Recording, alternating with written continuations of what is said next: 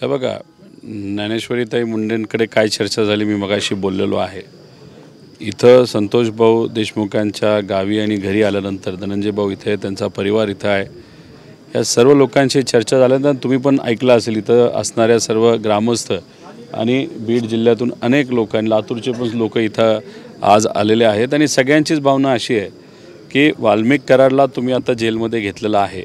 चाटे आणि इतरही जे काही गुन्हेगार त्याच्यामध्ये असतील, पण पोलीस त्यांना VIP ट्रीटमेंट देत आहेत का असा प्रश्न इथं असणाऱ्या लोकांना पडत आहे। त्यांना पाहिजेल तेव्हा तुम्ही जेल बदलताय, लागेल तिथं तुम्ही पाठवताय। ही VIP ट्रीटमेंट कुठेतरी थांबवली गेली पाहिजे आणि ह्या सर्व गुन्हेगारांना वेगवेगळ्या ठिकाणी ठेवणं फार महत्त्वाचं आहे। दुसरं, वाल्मिक कराडची जी गँग आहे जी अजून बाहेर आहे ती तशीच बाहेर आहे आणि त्यांच्या माध्यमातून अजूनसुद्धा काही लोकांना धमक्या दिल्या जातात, दहशत दिली जाते आणि चुकीचे धंदे या ठिकाणी केले जातात। त्यामुळे कुठं ना कुठंतरी आत बसून वाल्मिक कराड बाहेर अजून गँग चालवतोय का असा सुद्धा प्रश्न इथं असणाऱ्या लोकांना पडत आहे।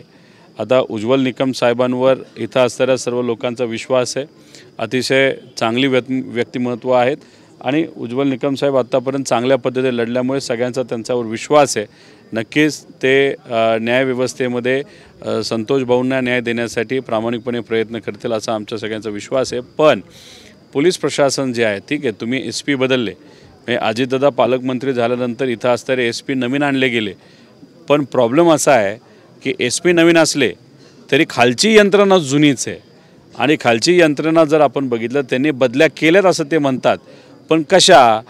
परळीवरनं केजला टाका, केजचा परळीत टाका, मग कुठला तरी माजलगावचा उचला बीडमध्ये टाका, म्हणजे इथल्या इथं कुठंतरी तिथं बदल्या केलेल्या आहेत। त्याच्यात आपण जर बघितलं तर असे अनेक लोक आहेत जे खालच्या लेवलला म्हणजे कॉन्स्टेबल लेवलपासून PI लेवलपर्यंत ते वाल्मिक कराडबरोबर त्यांनी काम केलेलं आहे।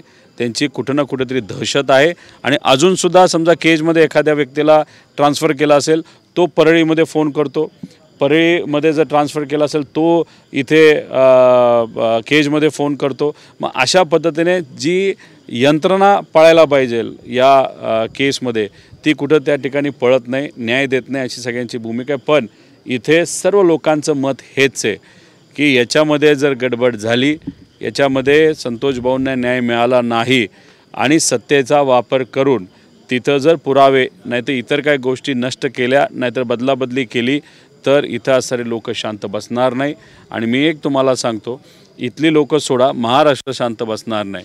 इथं असणाऱ्या लोकांनी भूमिका अजूनही घेत असताना त्यांचं मत आलं की संतोष भाऊंना आपल्या न्याय द्यायचंच आहे, पण त्यांच्याबरोबर न्याय देत असताना एक बहीण ज्ञानेश्वरी मुंडे जी स्वतःसाठी लढत आहे त्यांना सुद्धा इथं असणारे ग्रामस्थ, संतोष देशमुखांचा परिवार आणि इथं असणारे सर्वच लोक त्यांनासुद्धा सहकार्य करतात, पाठबळ करतात। इथं मानवतेची हत्या झाली, इथं जात धर्म बाजूला ठेवून लोक एकत्रित येऊन हे जे काय मानवतेवर हत्या झालेली हल्ला झालेला आहे वाल्मिक कराडली आणि त्याच्या पट्टूंनी केलेला गँगली केलेला जो हल्ला आहे त्या विरोधात इथं असणारे सामान्य लोक एकत्रित आलेले आपण सगळेजण बघू शकतो। 1 तारखेला मराठा आंदोलक मनोज जरांगे पाटील यांनी सर्वपक्षीय संघटनाची एक बैठक ठेवली, ज्यामध्ये ज्ञानेश्वरी मुंडे असतील, त्यामध्ये संतोष देशमुख असतील, यांना जो न्याय मिळतोय तो एक वेगळ्या पद्धतीनं चालला आहे। त्यासाठी पूर्ण जिल्ह्यातले लोक एकत्रित आहेत, तुम्ही पण यावं अशी त्यांची इच्छा होती।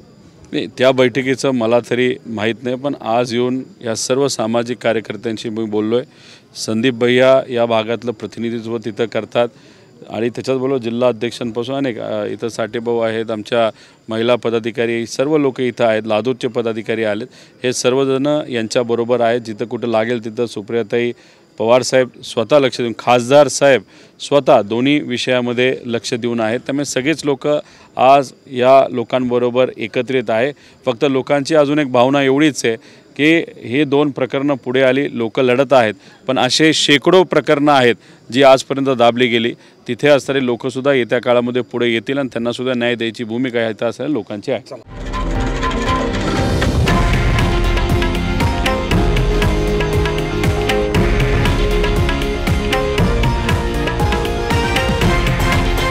हे आहे देशातील नंबर 1 न्यूज नेटवर्क आणि आपण पाहत आहात TV9 मराठी, एकमेव।